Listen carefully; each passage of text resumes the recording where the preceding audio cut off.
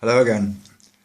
I want to think a little bit about being downhearted, being perhaps a bit depressed, and not perhaps realising the blessings we've received from God. A lot of us have struggled and perhaps will struggle with this COVID pandemic,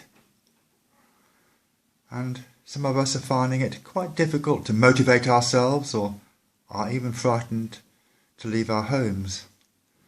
All very understandable at very unsure times. But I want to talk about one or two examples of where people hadn't realised what's going on. I'm not a botanist. I know the difference between a cauliflower and a bag of self-raising flour, but that's about it. One year I was walking in the Dolomites, northern Italy, in a place called Prolongia Plateau, and it was springtime and the ground was absolutely festooned with springing summer flowers. And looking around, I actually found 5 different types of orchids. I was elated.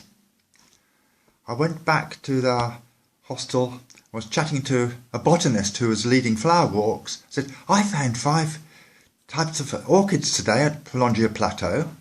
And he looked down his nose at me and said, and pray tell me what happened to the other 25 types? I felt totally deflated. And apart from punching him on the nose, I wanted to crawl in a little corner out of the way. From Church Mission Society prayer space, which we receive and pray for each day, there's a couple who've been working in South America for nearly 30 years on trying to get justice for the indigenous people, to give them land. And they said they felt their time had been wasted.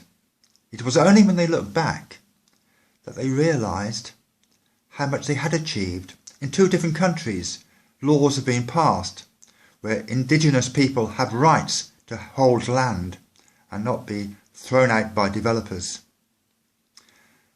And last night in our house group, we went round saying how we'd got on. This was by Zoom, how we got on during the pandemic. And we got on to the idea of talents and abilities.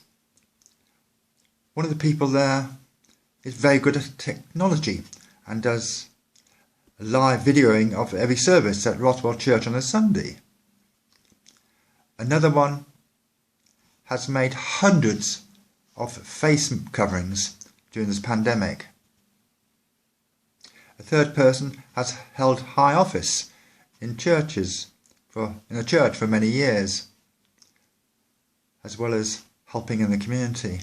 And another one has some knowledge of how the Bible works.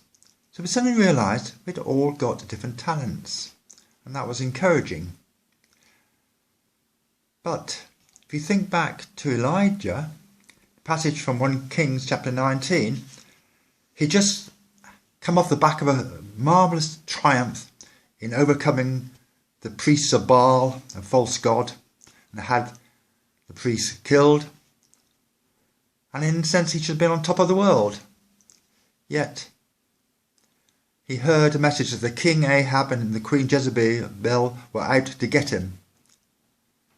It's like pricking a balloon. He just deflated. He lost all confidence.